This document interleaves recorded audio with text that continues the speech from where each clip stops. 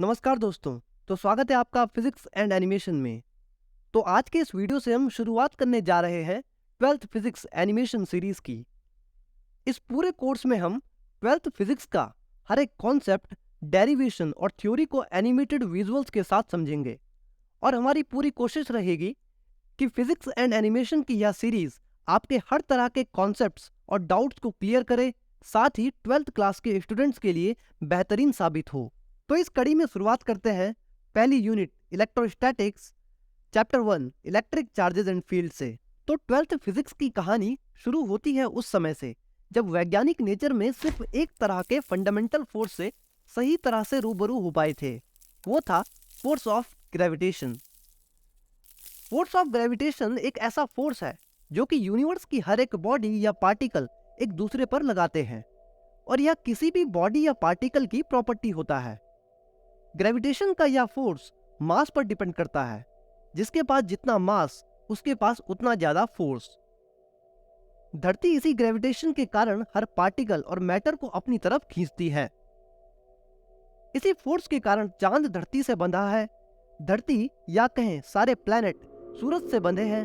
यहाँ तक कि यूनिवर्स में पाई जाने वाली सारी बॉडीज एक दूसरे पर ग्रेविटेशन का फोर्स लगाती है।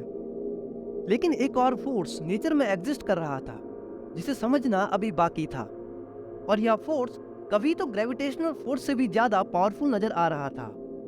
इस फोर्स का ग्रेविटेशनल फोर्स की तरह हर मैटर में पाया जाना और इसका कुछ स्पेशल कंडीशन में पैदा होना, कभी दिखना और कभी नहीं दिखना, वैज्ञानिकों के लिए काफी कंफ्यूजिंग था। यह फोर्स लगाने की क्षमता किसी बॉडी पर तब आती थी जब उसे घिसा जाता था।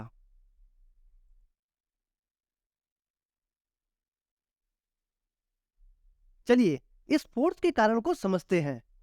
एक्सपेरिमेंट के लिए हम एक सेटअप ले लेते हैं जिसमें एक ग्लास की रॉड और एक प्लास्टिक की रॉड को एक धागे की मदद से हमने डिफरेंट कॉम्बिनेशन में लटकाया है।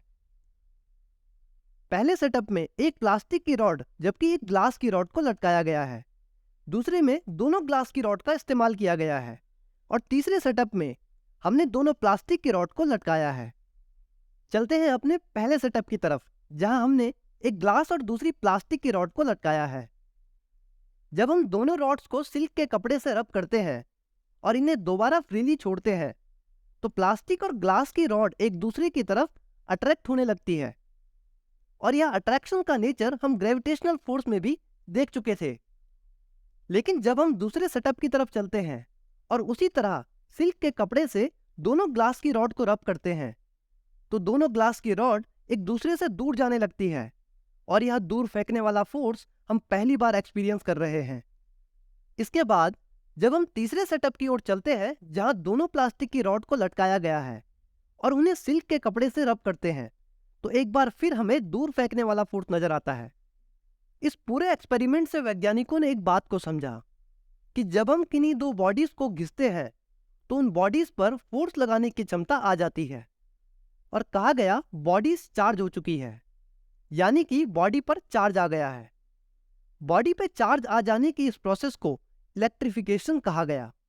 और दूसरी बात जो इस एक्सपेरिमेंट में देखी गई कि सिल्क के कपड़े से रब करने के बाद डिफरेंट मटेरियल की बॉडी एक दूसरे को अट्रैक्ट कर रही थी, जबकि सेम मटेरियल की बॉडी एक दूसरे पर दूर फेंकने वाला फोर्स यानी कि रिपल्सन का फोर्स लगा रही थी।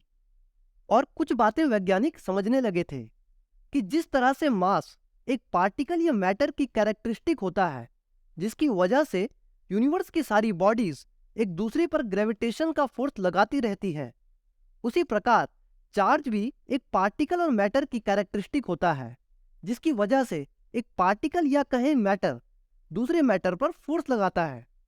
अंतर यह है कि मास की वजह से लगने वाला ग्रेविटेशनल फोर्स हमेशा अट्रैक्टिव नेचर का होता है, जबकि चार्ज्ड बॉडीज के कारण लगने वाला फोर्स अट्रैक्टिव और रिपल्सिव भी हो सकता है। चार्ज्ड बॉडीज के बीच लगने वाले इस फोर्स को इलेक्ट्रोस्टैटिक फोर्स का नाम दिया गया। बॉडीज का इलेक्ट्रोस्टैटिक फोर्स के कारण आपस में चिपक जाने को इलेक्ट्रोस्टैटिक क्लिंग कहा गया।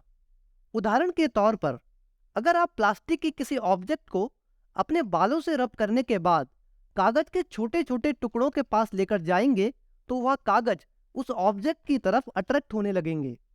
एक्सपेरिमेंट में हमने देखा कि जब ग्लास की रॉड और प्लास्टिक की रॉड को सिल्क के कपड़े से घिसा गया तो सेम तरह की रॉड जैसे ग्लास और ग्लास एक दूसरे को रिपल कर रही थी, और उसी तरह प्लास्टिक और प्लास्टिक की रॉड एक दूसरे को रिपल कर रही थी, जबकि प्लास्टिक और ग्लास की रॉड एक दूसरे को अट्रैक्ट कर रही थी।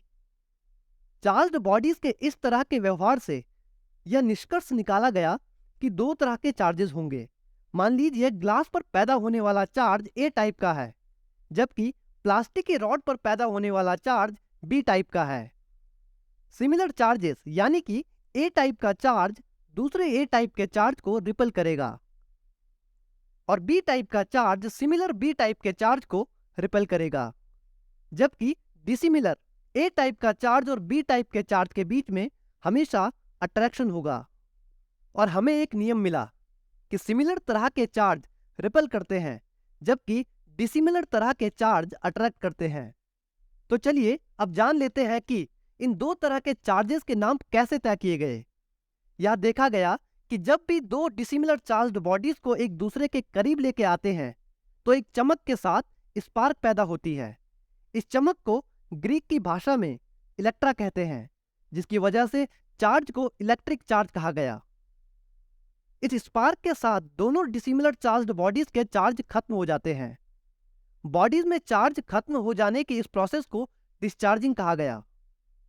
डिस्चार्जिंग के कारण दोनों बॉडीज न्यूट्रल हो जाती है और उनमें पैदा हुए चार्जेस खत्म हो जाते हैं। दो टाइप के चार्जेस का जुड़ने के बाद जीरो हो जाना, इस तरह के सवाल का जवाब सिर्फ मैथमेटिक्स में छुपा था। यानी जब पॉजिटिव 2 और नेगेटिव 2 को जोड़ा जाए तो फाइनल रिजल्ट हमें जीरो मिलता है। मैथमेटिक्स के इस कॉन्सेप्ट से माना गया कि चार्जेस दो तरह के होंगे, एक चार्ज पॉजिटिव चार्ज होगा जबकि दूसरे चार्ज को नेगेटिव चार्ज कहा जाएगा। लेकिन कहानी अभी बाकी है। आप सोच रहे होंगे कि अब यह कैसे पता चलेगा कि ग्लास के पास पॉजिटिव चार्ज होगा या फिर नेगेटिव चार्ज होगा, और इसी तरह से प्लास्टिक की रॉड के पास कौन सा चार्ज आया होगा। तो चलिए इसे समझने के लिए इलेक्ट्रॉन थ्योरी को समझते हैं। जैसा कि हम जानते हैं, इस यूनिवर्स की हर एक चीज एटम से बनी है और एटम प्रोटॉन, न्यूट्रॉन और इलेक्ट्रॉन से बना होता है। जहां प्रोटॉन और न्यूट्रॉन न्यूक्लियस में स्ट्रॉन्ग न्यूक्लियर फोर्स की मदद से बंधे हुए होते हैं। प्रोटॉन्स पॉजिटिव चार्ज पार्टिकल्स होते हैं जबकि न्यूट्रॉन्स न्यूट्रल होते हैं। किसी भी एटम में पॉजिटिव चार्ज पार्टिकल्स प्रोटॉन और नेगेटिव चार्ज पार्टिकल्स इलेक्ट्रॉन्स की संख्या बराबर होती है, जिसकी वजह से एटम इलेक्ट्रिकली न्यूट्रल होता है। इलेक्ट्रॉन थ्योरी के अनुसार कोई भी बॉडी अगर चार्ज होती है उसका कारण सिर्फ और सिर्फ इलेक्ट्रॉन का ट्रांसफर होगा। प्रोटॉन्स न्यूक्लियस में हमेशा फिक्स रहेंगे। अगर बॉडी पर पॉजिटिव चार्ज आता है तो उसका कारण बॉडी के एटम के द्वारा इलेक्ट्रॉन्स को डोनेट कर देना होगा, जिसकी वजह से इलेक्ट्रॉन डोनेट कर देने वाली बॉडी में प्रोटॉन इलेक्ट्रॉन्स की संख्या में ज्यादा मात्रा में हो जाएंगे और बॉडी को पॉजिटिवली चार्ज्ड बना देंगे। वहीं इलेक्ट्रॉन एक्सेप्ट करने वाली बॉडी पर इलेक्ट्रॉन की संख्या बढ़ जाने के कारण नेगेटिव चार्ज आ जाएगा और दो बॉडीज को घिसते समय इन्हीं इलेक्ट्रॉन्स का ट्रांसफर होता है, जिस वजह से बॉडी पर पॉजिटिव या नेगेटिव चार्ज आ जाता है। इसका मतलब साफ है, किसी भी बॉडी का पॉजिटिवली चार्ज होना या फिर नेगेटिवली चार्ज होना डिपेंड करता है कि कौन सी बॉडी के एटम इलेक्ट्रॉन्स को टाइटली पकड़े हुए हैं और कौन सी बॉडी के एटम अपने इलेक्ट्रॉन्स को लूजली पकड़े हुए हैं। अब सवाल उठता है कि कैसे पता चले कि कौन सी बॉडी के एटम आसानी से अपने इलेक्ट्रॉन्स को छोड़ देते हैं और कौन सी बॉडी के एटम अपने इलेक्ट्रॉन्स को टाइटली पकड़े रहते हैं। यह समझने के लिए काफी एक्सपेरिमेंट के बाद एक सीरीज तैयार की गई जिसे नाम दिया गया इलेक्ट्रोस्टैटिक सीरीज। इस सीरीज में सबसे ऊपर ऐसे मटेरियल को रखा गया जिनके एटम अपने इलेक्ट्रॉन्स को आसानी से छोड़ देते हैं, और इसी तरह से पकड़ के बढ़ते हुए क्रम में आखिर में ऐसे मटेरियल को रखा गया जिनके एटम अपने इलेक्ट्रॉन्स को टाइटली पकड़े रहते हैं। यानी कि अगर हम ग्लास और सिल्क को घिसेंगे तो ग्लास अपने इलेक्ट्रॉन्स को आसानी से सिल्क को दे देगा और ग्लास पर पॉजिटिव चार्ज जबकि सिल्क पर नेगेटिव चार्ज आ जाएगा और प्रयोग में लाई गई ग्लास रॉड पॉजिटिवली चार्ज हो जाएगी। और अगर हम प्लास्टिक और सिल्क को घिसेंगे तो इलेक्ट्रोस्टैटिक सीरीज के अनुसार सिल्क के एटम अपने इलेक्ट्रॉन्स को प्लास्टिक को दे देंगे, जिसकी वजह से प्लास्टिक पर नेगेटिव जबकि सिल्क पर पॉजिटिव चार्ज आ जाएगा और हमारे एक्सपेरिमेंट में प्रयोग में लाई गई प्लास्टिक की रॉड पर नेगेटिव चार्ज आ जाएगा। तो नेचर में पाए जाने वाले 4 फोर्स, इसमें से जिन 2 फोर्स के बारे में हमने जाना, पहला ग्रेविटेशनल फोर्स, दूसरा इलेक्ट्रोस्टैटिक फोर्स। इसके अलावा 2 और फोर्स नेचर में पाए जाते हैं, जिनमें से एक स्ट्रॉन्ग न्यूक्लियर फोर्स और दूसरा वीक न्यूक्लियर फोर्स होता है। ग्रेविटेशनल फोर्स और electrostatic force long range force होते हैं, जिस वजह से इन्हें नेचर के प्रमुख फोर्स माना जाता है, जबकि स्ट्रॉन्ग न्यूक्लियर फोर्स और वीक न्यूक्लियर फोर्स की रेंज एटम के न्यूक्लियस तक ही सीमित होती है।